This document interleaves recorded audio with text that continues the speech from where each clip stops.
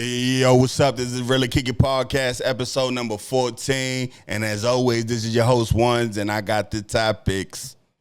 Identifying what's corny. That's what we're gonna start today. Earlier this week, a video came out of Ja Rule being harassed on a plane by Tony Yayo and Uncle Murder. I want to start this with Uncle Murder. We identifying corny. Uncle Murder was corny. Uncle Murder is corny for the way he handled that.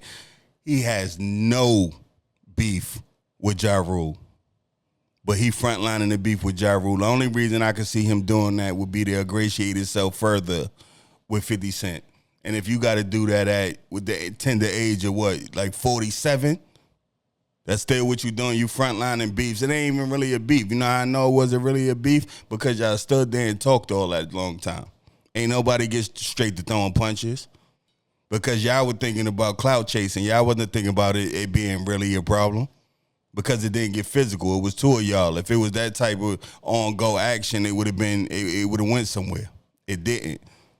But the video went somewhere, and then Tony Yayo, as soon as he get off the plane, he run to go tell Vlad about it. Is that serious? Is that serious that you need to go tell Vlad step by step, play by play what happened?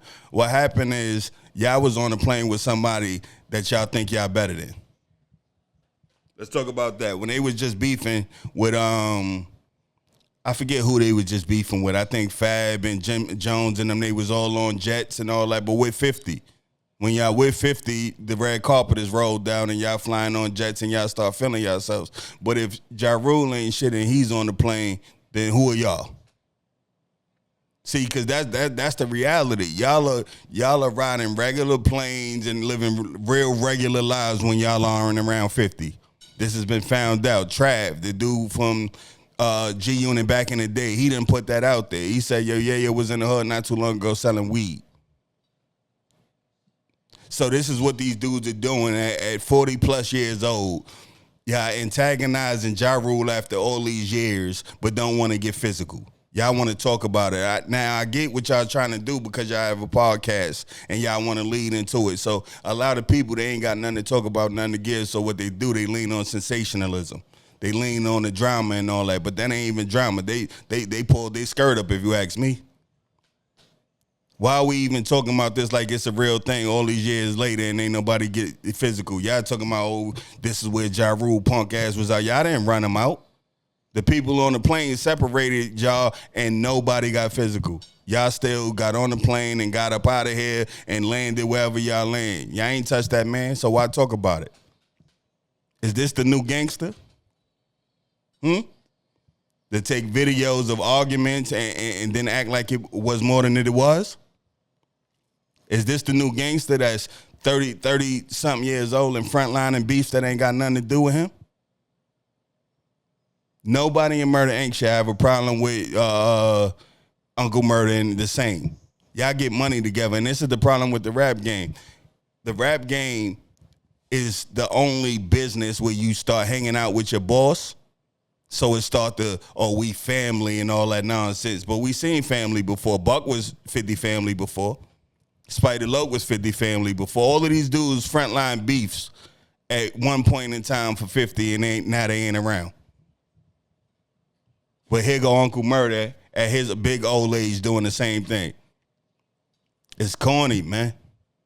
It's corny, man. He losing himself. When Uncle Murder first came in the game, they was, he a bad man, he a shooter, Brooklyn Street nigga. He not acting like none of that. He acting like a follower. Now I understand his opportunity has been greater since he been around G-Unit. But you Entourage. You went from a solo artist to Entourage.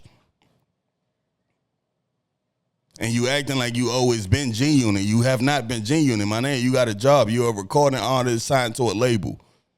These are not your friends, man. If you ain't seen nothing else, you know that for sure. We all watch that. Everybody could go around him.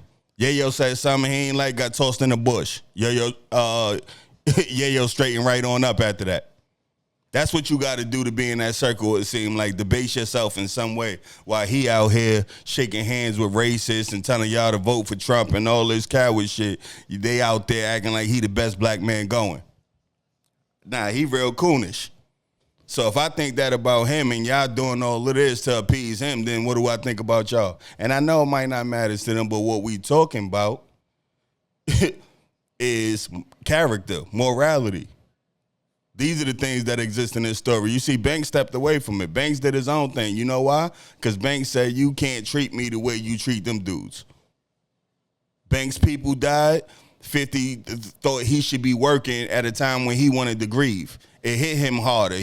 Maybe he doesn't have the kind of relationship or the kind of bonds that Banks had with his family, the kind of attachment. It hit him hard. 50 didn't understand it. 50 started calling him lazy and all type of shit on the internet. This is what we see from 50. This is the loyalty you get from 50. And you know why he did that? Because the niggas like Buck. Niggas like Buck. You talked about him crazy. You released a phone call and all that. Like he breeds the sucker niggas. They all turn into sucker niggas around him because they want access to the money. They want the perks to keep coming. They like women around him. And that video just highlighted. We could say, what we gonna say about Ja Rule? Ja Rule lost all that long time ago. I ain't seen him run. He was sitting down with his back turned for a minute, still arguing. So that don't mean he was unfair to me.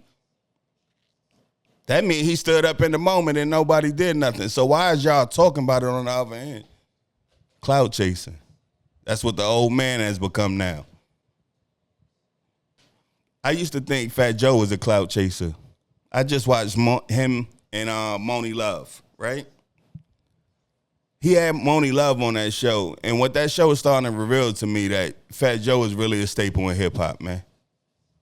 Because everybody, he done had Ralph McDaniels, he done had all these Pete Rock, all these people come on, and they don't really have no stories about Jada. They ain't got no stories about being outside, bumping into Jada or Jada being here or being there, but they all got stories of Fat Joe. So now we talking about character, man, the pendulum has switched that fast. 50 is the cornball. 50 is the cornball, and Fat Joe is the real one. I'm starting to see this, man.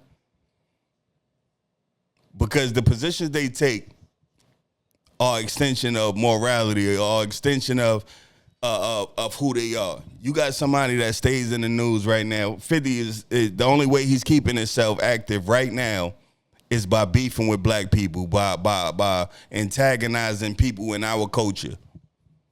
Meanwhile, he doing deals with people who are racist because he's trying to further his stake in Louisiana or wherever he's building his empire. Like, he's overlooking a lot that people have said, that people have done to our people just to be in that room. 50 to me is one of the people that, when I say you praise an idiot when you follow the money, you end up looking at a sucker. You end up looking at a sucker as a real dude if you praise the money. If you're looking at the difference between him and everybody else, the difference between everybody else is they hustling. At a point, I feel 50 is selling his people, as I felt Jay-Z was, right? And I bring that up to lead into this Jay-Z thing. In the Epstein files, right? Now, this is something me and my friend have been going back and forth. I think Jay-Z is one of the best artists lyrically. I don't think nobody's close to him. I think he's made some trash music, experimenting over it, but that's just the path of an artist, right? But lyrically, I don't think nobody could do what he. But it's a lot of movements that he has done over the course of time that I haven't been with. And people like, yo, you bugging because he do this over here or he do this over here. But I'm looking a little bit deeper. And now the Epstein files have a whole conversation between the owner of the Barclays and Jeffrey Epstein, where Jeffrey Epstein, I know it's not Jeffrey Epstein saying it, it's the owner of the Barclays watching the Super Bowl, and he's commenting saying the people who should be protesting and in the street aren't protesting and in the street because of Jay-Z's position. Like, basically, he sold us out in bread and circuses. If you know anything about the term bread and circuses, it was a term that was made to say, give them something to eat and entertain them, and they won't worry about the politics of the world. That's basically what bread and circus mean. If you give them something else to do and feed their bellies, you could do anything to them. That's what I thought about when I read that. because I felt like he did that in other businesses, and I talked about this with my friends before we even turned on this camera. When Jay-Z made Duce, he made it a competition between Duce and Hennessy, right? He leveraged his position in the black community to get us away from Hennessy and get us on the Duce, right? But when it was time to sell, y'all know he sold it to? Hennessy. Is he still telling us not to drink Hennessy? No, he don't care because now he's in the building. He's in the system. He used his leverage over here to benefit him, which benefits them. The same people he tried to take our money away from, he ended up doing business with. So for him, he sold his leverage with the people to get in the room. I always say when I see Jay-Z with billionaires, like you see all his teeth. You see all his teeth. He happy as a motherfucker. He's smiling from ear to ear, and now we know why. Because that's your position. That's where you happiness, and that's where his happiness is at, in that room with the money. If you ain't got no money, it's starting to look like everybody is if you ain't got no money, you don't mean much. And it's starting to look like if you got some, you might be into some weird shit. I'm just going to say, it's a lot of people resigning around the world and a lot of things because of this. Donald Trump called it a hoax, but it's looking real to me, man. It's looking real to me. Not to say that Jay-Z did nothing nefarious beyond that, but I always felt like he was leveraging the black culture. Always. Because at any point, you could see him at his own brunches. I'm telling you, just go look at the pictures. We ain't got to argue, ain't no debate. Go look at how miserable he look at his own shit around what's supposed to be his own people. And then go find him a picture of him around wealthy white dudes. So when the owner of the Barclays, not the owner of the Nets, the owner of the Barclays is watching the Super Bowl and that's what come to mind, that lets you know it's a system. Because they did business directly when Jay-Z was trying to bring the Nets, was helping, leveraging his celebrity in our community to get the Nets to Brooklyn. And now you don't even see him at games for the most part. He got what he wanted, but they got what they wanted more. That ain't even a word, more. They got more of the pie. I always talk about these celebrities and not looking at them past their art. Sometimes I think you have to be a role model if you step into this role. But even I'm learning you got to step back from that because you don't know these people. You don't know these people, man. You don't know who doing what. You don't know who's screwing what. The second one ain't a big part of your problem, but it is if it have to do with kids or things of that nature. These aren't the people we got to be looking at. The world is changing. The world is ever changing. It's changed from what it was in the 70s to the 80s, 90s to right now. The world is ever changing. And we are at a pivotal time in the United States, especially because the racism, the bigotry, the hate is through the roof. You had a president arguing with Olympians because they speaking out and using their American rights. Our American right is the right to be able to say whatever we want to say, especially about how we feeling about politics and things of that nature. In another country, they disappear people, they do things, they'll quiet you right on up. But in America, for the time being, let me say that, for the time being, we still have that right. And Olympians is outside of the country, and they're saying that they don't feel that they represent the America that we're dealing with in America. And that's honest. Morally, that's how they feel, and you got the president shooting at them, and the president is shooting at everybody that ain't never humped no kids. That's what we dealing with in America. The bad guys are only the people who didn't rape no kids, who aren't fucking over kids, who aren't taken from charities and things of that nature. The bad people have become the good people in this country. If you let Trump tell it. But we're not going to let Trump tell it, man. My people paying attention. I talk to so many people about politics now, and that's a great thing because Politics govern our every day. It's in the grocery store. It's in the house with us. It's everywhere we go. So you got to be in tune. It's homework for adults. That's what politics is. You got to stay current. You can't just turn your back on it. Like I said before, 90 million people didn't vote, and now look what we're living through. There's a lot of information out there about a multitude of things, right? You ain't got to take nobody word for nothing no more, man. You could go do your own research and all that. And why do I bring that up? The Bad Bunny Super Bowl performance, right? Now, I ain't going to say what most people want me to say, and then, it was bad or it was good. I'm beyond that, right? I want to deal with an issue that could have been dealt with that day.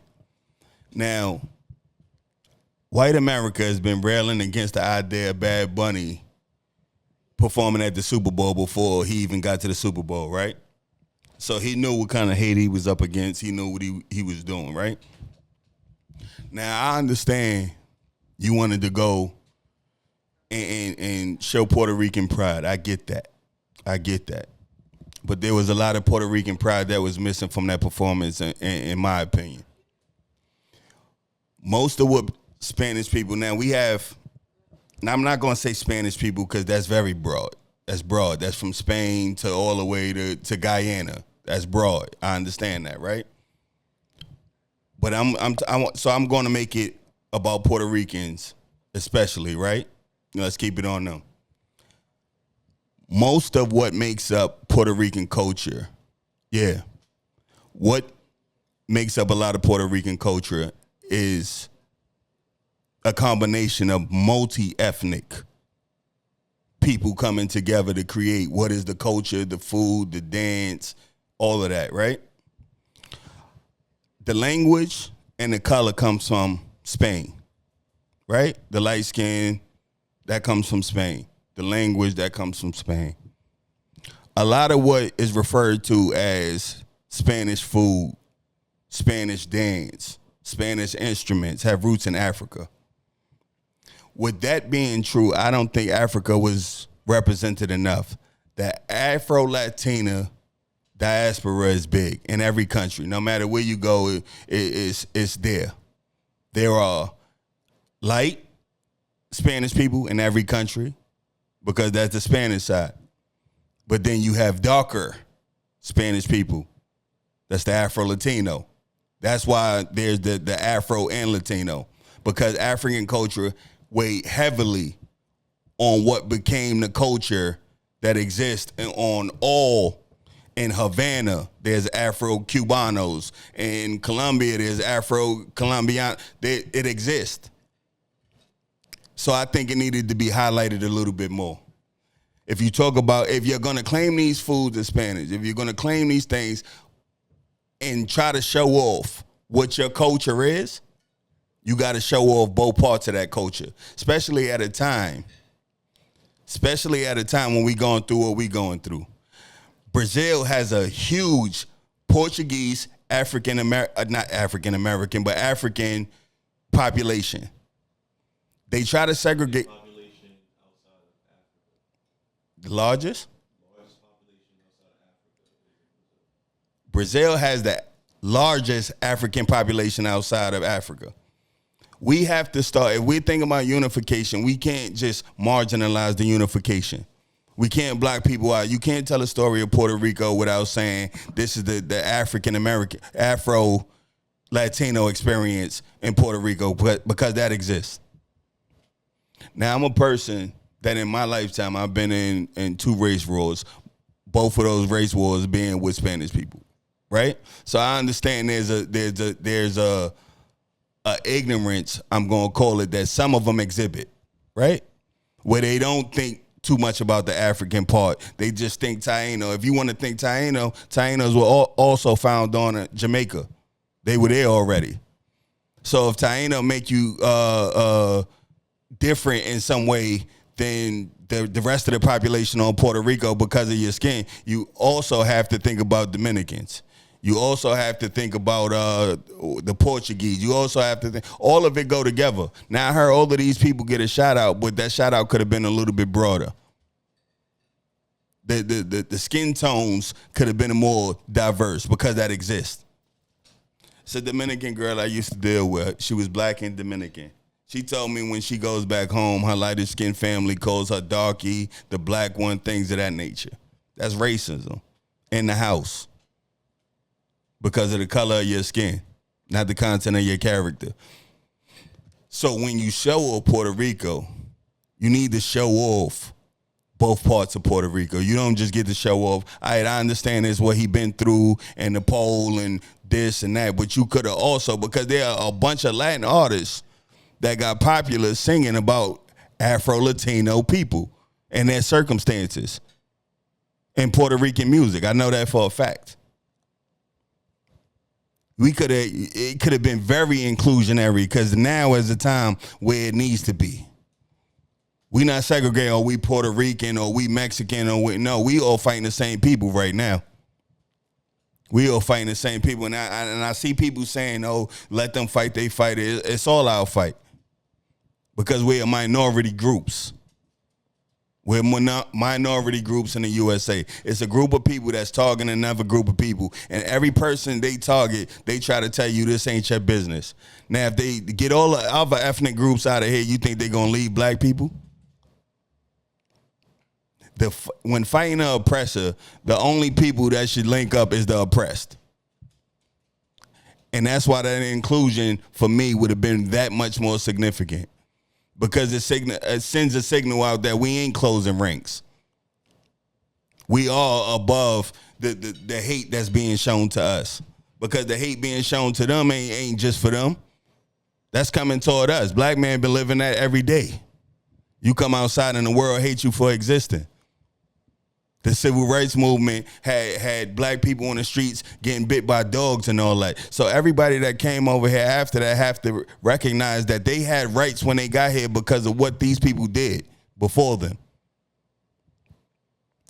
Learning the history of other people helps you be more sympathetic to the people and what they went through, right? We try to make one plight more than the other. Everybody been through something at this point. Now we can figure out a way out of it, or we can start to understand that we're helping ourselves stay in it. We're helping ourselves stay on the hamster wheel.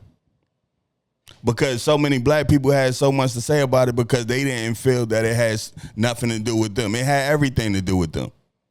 It just didn't come across in the show. And it should have. Like, I feel like it was great. I feel like 100% I listened to Bad Bunny. He did songs with Drake I like. He got songs by himself. I don't even be knowing what's going on, but the vibe be there. Like, even though I've been through 2 race riots in my life, the hate ain't there. That was a group of individuals that felt how they felt, and that was another group. And it's a group of individuals out there that got love and understand where they come from and know that what I'm saying is real. We're the same people, man. All that skin color shit, man. My mother is a light-skinned woman. Her sister is a dark-skinned woman.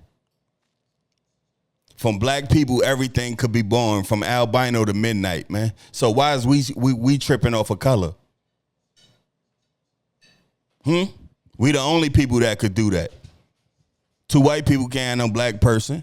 2 white people can't have no light-skinned person. Everything is coded in us. And when I say us, I'm talking about all color palettes. I'm talking about all kinds of hair. I'm talking about all kinds of eyes, all of that. We do it all. So how can we segregate amongst ourselves because of it? We can't keep it, oh, I'm West End, I'm from here, I'm from here. I'm celebrating everybody. I'm celebrating. When I say black, I'm not, oh, he's Guyanese or he's this. I'm celebrating my people. When I celebrate Bad Bunny because white supremacists, my enemy, hate him, make me love him that much more. That's what I'm on. So when I bring this up, don't think it's hate talk. It's saying it could have been broader. It's saying it's something that needed to be on a national stage. Both parts of Puerto Rico. Tell that story. because they hate they hate the light-skinned Puerto Ricans. So imagine what they think about the dark-skinned Puerto Ricans. Are those not your people when they coming for you the same way at the end of the day? I mean, it's just something to think about. It's a take. It might not mean nothing to you, but it might mean everything to you. Is what I was thinking about when I looked at it. I ain't got nothing bad to say. I love the imagery and all that. I like to see people laugh. I like to see, it was revolutionary to me. Because I know they hate it. I hated hearing that he had to have on a bulletproof vest and the football that he was holding in front of his chest was bulletproof. You got to go through all that? That man is American. That man is American. Puerto Rico is America. And they gave him hell for what? He had to wear a bulletproof vest for what? And they still thinking in terms for, I got to rep for Puerto Rico. No, you repping for the world right now, brother.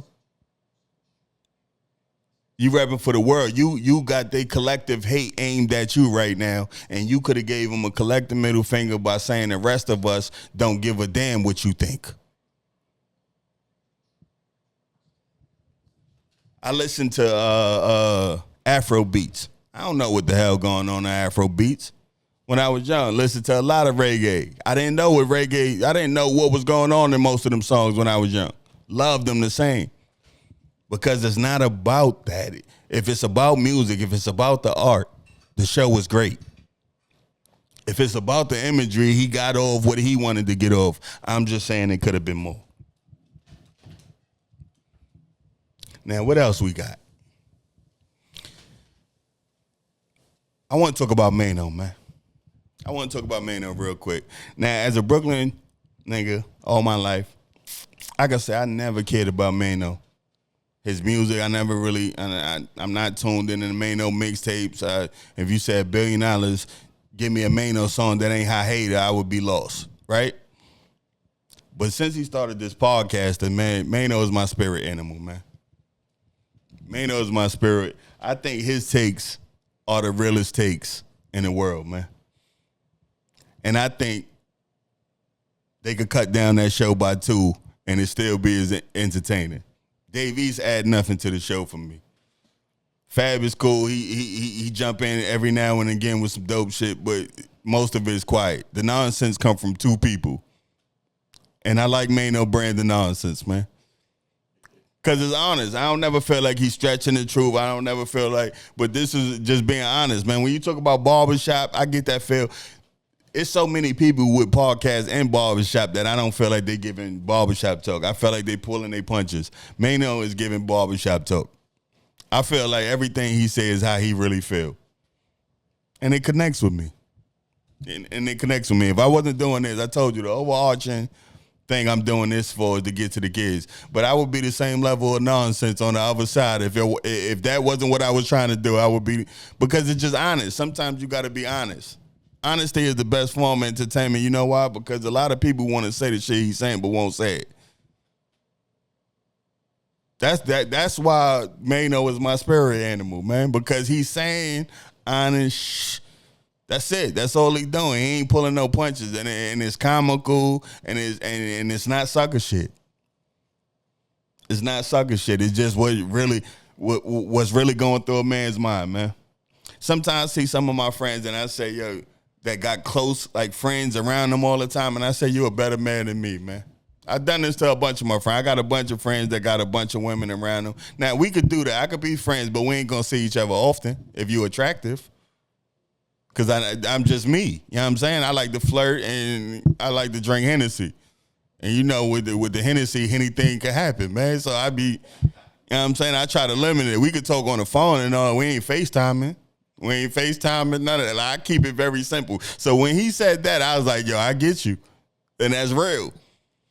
And that's why the other dudes in there laugh, because they know it's the same thing, man. It's real tempting working with something beautiful, man. I always say most niggas is playing the long game anyway, man. If a nigga could be friends with you and don't even think about it, you a ug mug for real. You a ug mug for real. And they ain't even think about it, ain't even, maybe. No, I don't. That mean you a ug mug, man. Now that don't mean, being ugly don't mean your life ain't got value. I'm just saying. That mean you a Ugg mug. I say all that to say, man, I really like what Maino is becoming out here. I didn't care for him as a rapper, still don't. I ain't go back. Now that I started liking him on this podcast journey he on, now that I like him over here, that don't mean I'm going to the catalog and the stream his music all day. I ain't that. But I'm saying, man, I like what's going on. And I like that show deal with a lot of maturity. Like, I didn't know what it was going to be just based upon the group of people that was comprised of, but I like what it is. They've talked about some mature things. They've talked about their kids and their relationship with their kids and touched on some people who ain't got the greatest. And things like that, I'm saying, are great for the people to hear. For the same reason, like, I can't give you everything because I haven't lived through everything. So when you hear all these grown men talking about things that are going on with their life, the things that these kids are gonna run into, the things that these kids are gonna come across or grow into, and they're hearing grown men tell you how these things affect them and all that, they're gonna know they ain't alone. They're gonna know how to navigate these things, or they're gonna know options. When they come across certain things, they're gonna be like, damn, so-and-so said it could go this way, or so-and-so said it could go that way. Because none of this is nothing new under the sun. That's a fact. Everything you felt, everything you doing, everything you're gonna do has been done, unless you creating something that has a patent, like really creating. Everything else has been done. We just finding ways to navigate it in our own little ways. And I think the information coming off a lot of these podcasts is more helpful than hurtful. When I started this, I was tired of the DJ academics and the Adam 22s. Where all they do is stir up bullshit and keep you locked into nonsense and things that don't matter in the real world. Gang banging and who fucking who and all that nonsense. That's corny. That's corny. We don't care about that. I mean, sometimes you mix some of that in, but there has to be a movie. I like a podcast that's like a Tyler Perry movie. It's going to be a certain level of nonsense, but it's going to drop a message in there somewhere at some point. I'm cool with that. As a grown man, I just can't watch all nonsense, and I'm not going to podcasts for that type of entertainment. Right? That ain't me. So if you could give me a duality, because all men, all women, we have a duality. Nobody is 100% one way. You might catch me being stupid and silly one day, and then you might catch me being ultra militant. It depends on the day. It depends on the situation that we're in. What parts are you gonna give? Because this life is hard, man. You gotta smile. You gotta find things that make you smile. But then you gotta find strength enough to be militant for the bullshit that comes.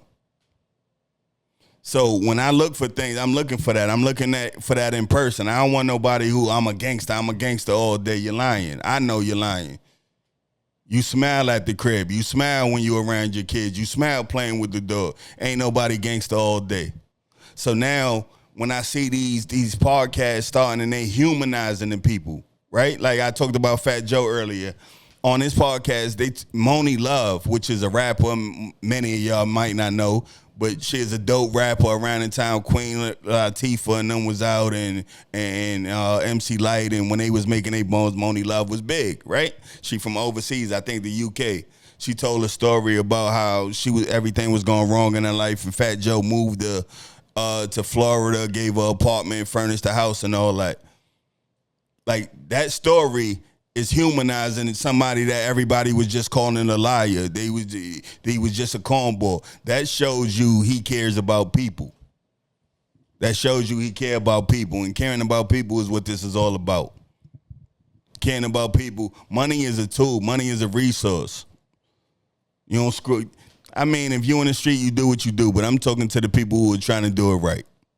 It's a resource. You go get it. You often use it on somebody you love, to help somebody, to get somebody past the next day of their life, right? That's what we use the money for, man. That's being resourceful. And her telling that story about Joe made me see Joe in a whole different light. And that's what these people need to, because with his life experiences, as his stories are being validated as true, then you could accept the things that he's saying. And with Ralph McDaniels telling the stories about him that go back to the early 90s or late 80s and all that thing, these validate the stories, which makes him an orator for the streets and bridging the gap to the kids. He's telling you, I went to jail, people used me, I fell out with friends, I got people suing me that I take care of. When you hear them stories now, they resonate different because you hear about his heart on the other side. So it ain't like, yo, y'all just fucked over a good person. You took resources from somebody that was only trying to help the circle. So when he tell one story and now you hear Moni Love story, you know that you can listen to Fat Joe now. You know that his life experiences are being communicated in a way that should be able to help you navigate this world. It's information and everything, man. I say it every episode. That's just how I take in information. So I'm telling you, if I could take it in that way, maybe you could go and next time you look at Joe and Jay the podcast, look at it and say, yo, you know what? He was just saying, yo, it's being proven that this is the type of human he is. Ain't no foul stories coming out like he did nothing foul to nobody. I mean, there's stories out there, of course, but that come with the streets and busting Jay-Z upside the head and chasing dudes and robbing. That's the street. If you in the street, you got to deal with the streets. But ain't no civilians saying that Joe did nothing to him, and I can respect that. If you help more than you hurt your community, I can respect that. If you out here stepping on drug dealers, I don't care because that come with the game. But if everybody else around you say you gave them a leg up or gave them a handout when they needed one, at no benefit to you. Because in that story I heard, I didn't hear how he benefited. He did it because he cared about what she was going through. And that's all I aim to be in a resource, no matter what it is. If I got, right now, my gems I ain't got millions of dollars and things like that. So the help could be sometimes physical or helping somebody with something that they're not knowledgeable about. If I have the knowledge and you don't, I'm sharing that with you. Ain't no gatekeeping. I want you to succeed. I want you to be great. And if you do it before I do it, you know what? I helped you, but I don't need nothing back. Because that's what I'm supposed to be doing. At least that's how I see it. You understand what I'm saying? As always, you can like, share, and subscribe. This has been a Really Kick It Podcast, episode 14. Peace and love. Everybody enjoy the weekend. This is a Thursday, Friday tomorrow. Be safe and have fun. Peace.